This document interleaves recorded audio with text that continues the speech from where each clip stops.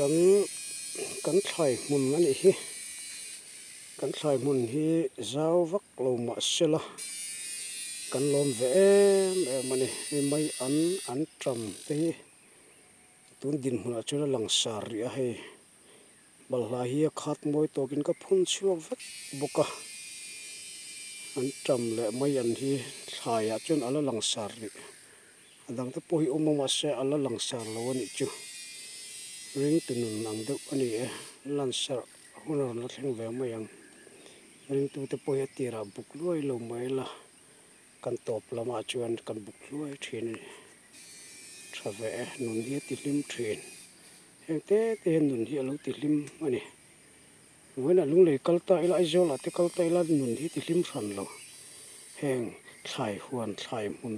kang var kan nei te hian hlim namin pe a nun hi ati hlim